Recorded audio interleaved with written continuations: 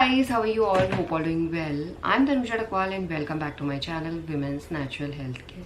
So guys देखिए, जब महिलाएं प्रेगनेंसी कंसीव करने का ट्राई कर रही होती है तो बहुत सी महिलाओं के माइंड में बहुत से डाउट रहते हैं। उनमें से एक डाउट ये भी है कि जब महिलाओं का ओव्यूलेशन सफल हो जाता है तो ओव्यूलेशन सफल होने के बाद जब महिलाओं का इम्प्लांटेशन का फेज चल रहा होता है तो इम्प्लांटेशन फेज में क्या महिलाएं कांटेक्ट में रह सकती हैं या नहीं? क्या इम्प्लांटेशन फेज में कांटेक्ट में रहने से कॉम्प्लिकेशन के चांसेस बढ़ जाते हैं या इम्प्लांटेशन फेज में कांटेक्ट में रहने से इम्प्लांटेशन फेल हो सकता है? बहुत से महिलाओं के माइंड में ये डाउट आता होगा जिसका आंसर महिलाओं के पास नहीं है। महिलाओं को समझ नहीं आता है कि क्या गलत है, क्या सही है या क्या कैसे उनका इम्प्लांटेशन सफल हो सकता है। तो आज की वीडियो में मैं इसी बारे में बात करने वाली हूँ। तो जो भी महिलाएं इस डाउट को फेस करती हैं इस वीडियो को ज़रूर देखिएगा, क्योंकि इस वीडियो से आपके सारे डाउट क्लियर हो जाएंगे। तो भाई सबसे पहले तो आपको ये समझना पड़ेगा, जब महिलाओं का ओव्यूलेशन होता है तो ओव्यूलेशन के बाद जब अंडा रिलीज होता है तो उसकी लाइफ होती है 24 से लेके 36 घंटे की। यानी ओव्यूलेशन के बाद 1 से लेके 1.5 दिन का टाइम आपके पास होता है जब आप प्रेगनेंसी कंसीव कर सकते हैं। तो ओव्यूलेशन के बाद 1-2 दिन तक तो बिल्कुल आपको कांटेक्ट में रहना चाहिए, तभी जाके आप प्रेगनेंसी कंसीव कर सकते हैं। बट ओव्यूलेशन के 1-2 दिन के बाद महिलाओं का इम्प्लांटेशन का फेज स्टार्ट हो जाता है। यानी जब आपका एग फर्टिलाइज हुआ, एग फर्टिलाइज होने के बाद मूव करता है फैलोपियन ट्यूब से।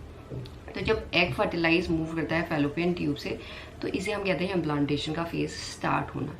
इम्प्लांटेशन का फेज नॉर्मली एग फर्टिलाइज होने के 1 से लेके 14 दिन के बीच का होता है, क्योंकि इसी टाइम पे महिलाओं का नॉर्मली इम्प्लांटेशन सफल होता है, यानी बच्चा सक्सेसफुली यूट्रन लाइनिंग में इम्प्लांट होता है।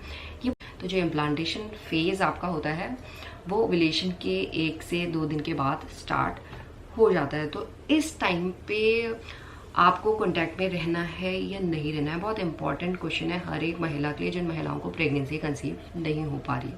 तो सबसे पहले हम बात करते हैं जिन महिलाओं को कोई भी इनफर्टिलिटी रिलेटेड प्रॉब्लम नहीं है। तो उन महिलाओं को तो खुद भी पता नहीं चलता कि उनका ओव्यूलेशन कब हुआ है, इम्प्लांटेशन कब सफल हुआ है। उन्हें तभी पता चलता है जब पीरियड मिस हो जाती है और यूरिन प्रेगनेंसी टेस्ट करते हैं उसमें पॉजिटिव आता है। तो इस कंडीशन में आप ओव्यूलेशन के बाद भी कांटेक्ट में रहें तो कोई दिक्कत नहीं आती है। दिक्कत तब आती है जब आप काफ़ी टाइम से ट्राई कर रहे हैं, प्रेगनेंसी कंसीव नहीं हो रही है, समझ नहीं आता है कि आपको क्या करना चाहिए क्या नहीं करना चाहिए।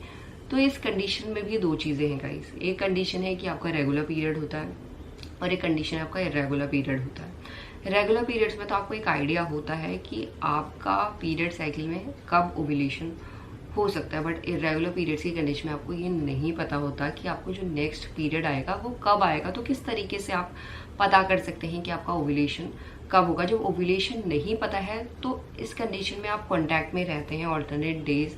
उसमें आपका ओव्यूलेशन अगर हुआ होता है तो वो ओव्यूलेशन भी कवर हो जाता है, और ओव्यूलेशन के बाद आपके इम्प्लांटेशन फेज में भी जब पता नहीं रहता तो आप कांटेक्ट में रह जाते हैं। तो इस कंडीशन में, दोनों ही कंडीशन में होता क्या है? देखिए, सबसे पहले हम बात करते हैं रेगुलर पीरियड्स की। अगर रेगुलर पीरियड्स में आपको पता है कि आपका ओव्यूलेशन कब हो रहा है तो ओव्यूलेशन के 2 दिन के बाद से आप कांटेक्ट में रहना थोड़ा अवॉइड कर सकते हैं।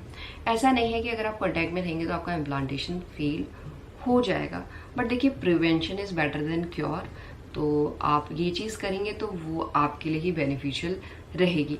बट येस, जब आपको पता चल जाता है कि आपको प्रेगनेंसी कंसीव हो गई है उसके बाद आपको बिल्कुल भी कांटेक्ट में नहीं रहना है, जिससे आप 9 महीने की प्रेगनेंसी को सस्टेन कर पाएँ। तो ये तो मैंने आपको रेगुलर पीरियड्स की बात बता दी। आपको माइंड में ये नहीं रखना है कि इम्प्लांटेशन फेल हो जाता है। इम्प्लांटेशन ओव्यूलेशन के बाद तभी फेल होता है जब आप कुछ मिस्टेक्स कर देते हैं या कुछ ऐसी चीज़ें अपनी डाइट में ले लेते हैं जिससे एम्ब्रियो नहीं चिपक पाता है यूट्रन लाइन में, तभी दिक्कत आती है। या ऐसे कोई काम आप कर देते हैं जैसे भारी चीज़ें उठाना या घर में कोई डस्टिंग करना, डस्टिंग से भी जो डस्ट है वो पूरी अंदर जाती है, या कोई स्मोक कर रहा है तो उससे जो भी स्मोक का धुआं है वो अंदर जाता है। ये इम्पैक्ट करता है इम्प्लांटेशन को। ये इम्पैक्ट नहीं करता है कि अगर ओव्यूलेशन के बाद गलती से आप कांटेक्ट में रहें तो आपका इम्प्लांटेशन फेल हो जाएगा, ऐसा नहीं है।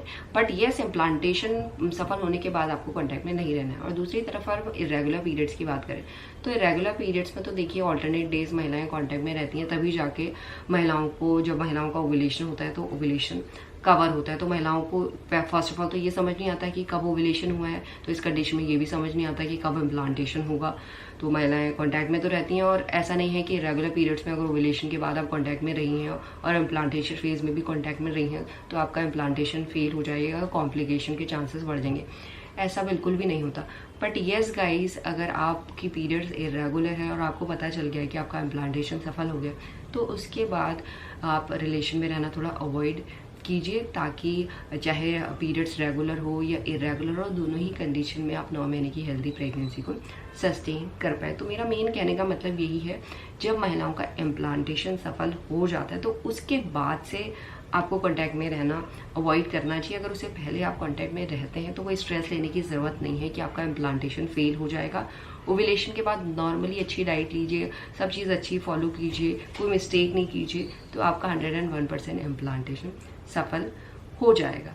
सो होप करती हूँ गाइज इस वीडियो से जो भी आपके डाउट्स हैं वो क्लियर हो गए होंगे। एंड यही आज का वीडियो। Thanks for watching this video. Will see you soon in next video. Till then bye.